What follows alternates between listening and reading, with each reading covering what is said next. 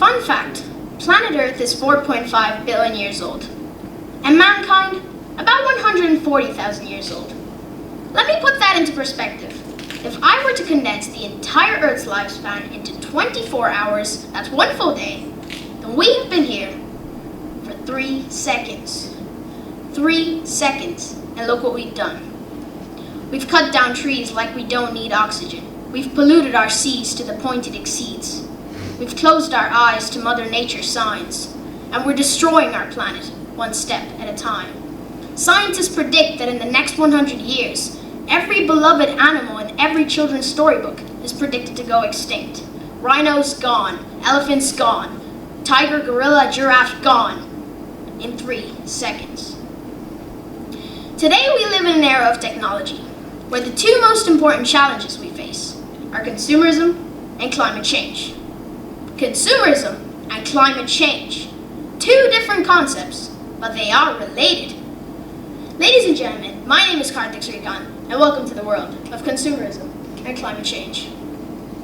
So first of all, let's look at these two words in more detail. Consumerism and climate change. They don't make sense at first, but this quote should clear that problem up. Climate change is the symptom. Consumer culture is the disease. What does this actually mean? Well, this basically means that climate change is a sign or a symptom, but consumer culture is the actual cause or disease.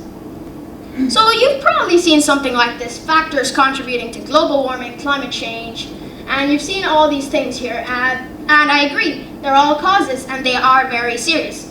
Transportation, electricity, industrial services, buildings, agriculture, lots of stuff. But this all misses something very crucial, us as the people. So the only reason these industries are spouting out carbon and destroying our planet is because us as the consumers demand their products. So to understand this a little further, I have linear versus circular economy. You've seen something like this probably, but circular economy was what we had in the olden days. So that was make, use, and return. But now we have take, make, and dispose. Well, the stage that has changed the most is the disposal stage and the return stage. So in the olden days, we used to return or repair it for something new. But in the linear economy today, we just dispose it. So basically, today we're going to be looking at the linear economy. But that's not the 3 stages in it. There's way more. So it starts off from extraction. So extraction, what does it mean? It basically means to take something out of. And in this case, we're taking something out of our planet Earth. Then we have production. Production is the stage to make something out of the natural resources. Then we have distribution. Distribution is to distribute the products to shops and other businesses. Then we have consumption. Consumption, basically, just as it sounds, is to consume or use the products. And finally, we have disposal. So this is a skip, and disposal means to dispose something that is unwanted. Well, unwanted. We think we don't need them. So I'm going to put this along a cycle here, and I'm going to call it the cycle behind consumerism, even though it's linear. So we have our stages here: extraction, production, distribution, consumption, and disposal. So like every good story, we have to start from the very beginning, and we begin our journey at extraction. So from the stage from extract to production, what can we actually extract? Well, the truth is, everything in the planet has a natural resource that it comes from. So every natural resource, like these ones, are an extracting ingredient. So solar energy, oil, fish, trees, all sorts of stuff, you can see an entire list here. But you might wonder, what about plastic? Well, plastic is also made of natural materials, like cellulose, coal, and natural gas, salt, and of course crude oil. But the truth is, the plastic contains loads of harmful toxins and chemicals that can be very dangerous to our body. So this should be no stranger to anybody in the world at this point, and they are plastic bottles. We use them pretty much every single day. So now we're past the stage of extraction, and we're entering the stage of production. So this is where all your stuff gets made.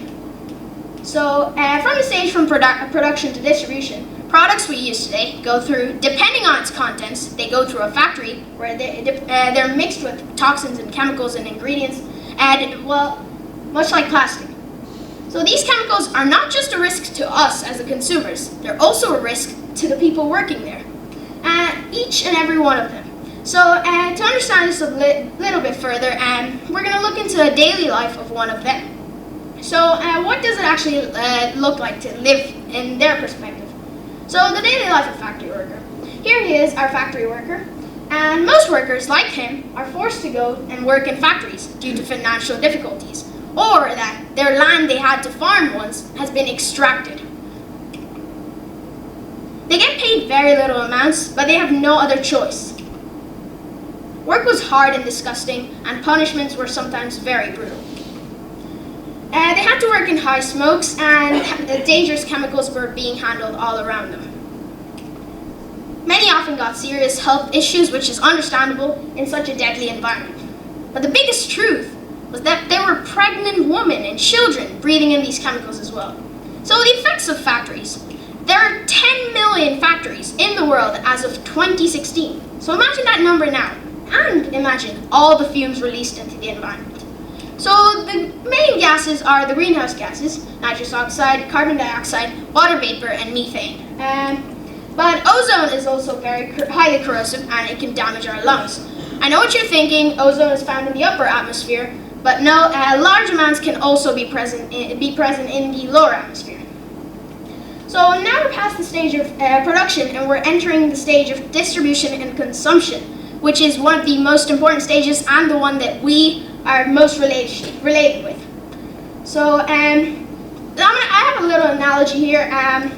We have two different things. Super sale, €1 for a pack of 100 spoons, or one steel spoon for €250.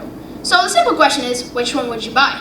And I'll give you a second to think here, but I'm pretty sure most of you have already made up your mind saying it's 100 spoons. But the truth is, we did that because we understand that getting 100 spoons for a cheap price is better than getting one spoon for an even more expensive price. But what if I tell you that the price was actually low for a reason? The plastic spoons are disposable, which means you'll be done within a few weeks and you'll be off to the supermarket to get a new one. The steel spoon, however, can be used multiple times, therefore reducing the profit for retailers because you don't buy it. This is what I like to call the first danger of consumerism. So we're still in the stage of distribution, and you might have noticed already there's a golden arrow beside distribution and consumption. Well, I'll get to that after we finish consumption. But now we're heading into the second danger of consumerism, which is trends. So this was what people had back in the day, a Nokia. You guys should might know it or might not know it, but today it has turned into the iPhone and the Apple Watch. So this Nokia right here, this one, let me ask you this. How many of you here have this right now? Correction. How many of you are willing to tell me that you have this right now? So this is a marvel of technology, but people even hesitate to even talk about it. And do you realize how many people dreamed they had this back then? And this was the future. So then we have the iPhone. These three people, out of nowhere, brought something into the planet that changed the whole society. And that is Apple. So Apple started off with this iPhone here, brand new and exciting, and they had and everybody was off to the supermarket because it was a new thing. All right. And then eventually they came out with this, the iPhone 2.0. I'm not even sure if it's called 2.0. And they started naming alphabets and stuff. But then came this one, and people were still buying it. So I thought, oh, surely they had to stop by now. Nope, it just kept going and going and going and going and going and going. Yeah, I really thought at this stage they'd make at least some improvements. Nope, just kept going, and now you have this right now. So that's the second danger of consumerism, which is trends, and we're heading into consumption. So the joy of that phone runs out once a newer brand comes out with a little bit improved version of the same phone. So now tell me, a Nokia that stays the same forever, or an iPhone that just keeps getting better? And the truth is that Apple just changed a few specifications and a little bit of size. So this leads to your house getting crowded. Not a picture of my house, just so you know. So now we're going to talk about how these people actually get you to buy iPhones. Like, people are still going crazy over the latest iPhone or stuff. So how do they actually play tricks on you? Well, it all starts with marketing. So marketing can be in-store posters and all sorts of stuff with bright colors, making you want to buy them. Then we have loyalty cards. So have you ever wondered why you put all your sign-up info, your email address and stuff like that into when signing up for a loyalty card? Well, that's because all these companies can save your transactions and then send you offers and emails about all sorts of things you like. Then we have the 0.99 trick, which is understandable, but many people still fall for it. So we have $4.99 deal, and we always consider the left digit to be the price, even though it is very close to $5. So then we have music slower than your heartbeat. This I found very weird, but they play music slower than your heartbeat just to get you to spend more time there. Then we have chocolates, and kids really like chocolates. So do adults. Yeah. Then we have trolley sounds. So have you ever wondered when you go into a store and you see small tiles? That's because if you go over it with a trolley, it keeps making noise. Well, that's to get you to slow down, look at the brightly colored stuff on the thing, and empty your wallet.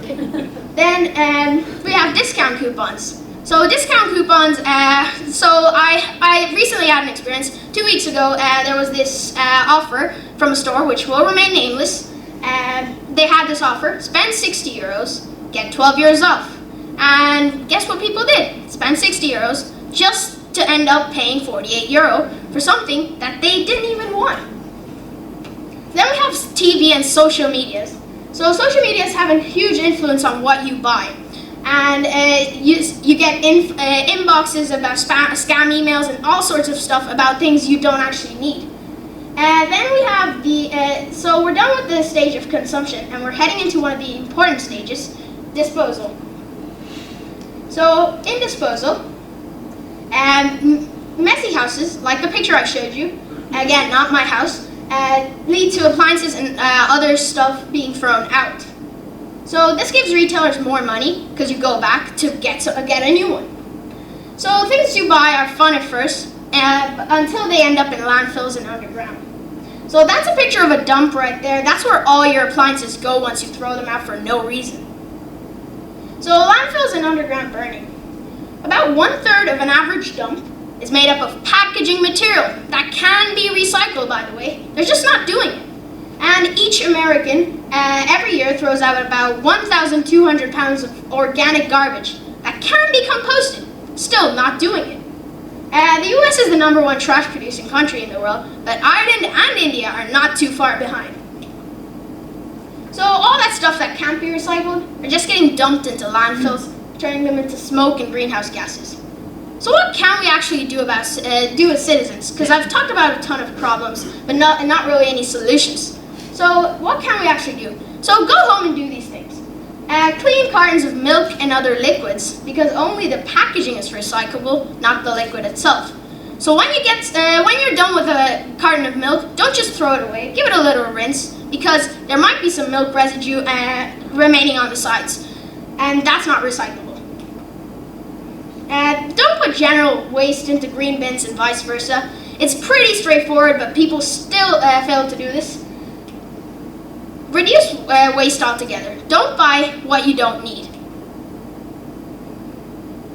So we're done with the cycle behind consumerism, but we're still not done, as we need to move on to climate change. So the whole cycle here can contribute to climate change, but the particularly dangerous zones are these ones right here. So we have boom, boom, and boom. Extraction, production, and disposal. Those are the 3 stages we're going to look at. So climate change of extraction.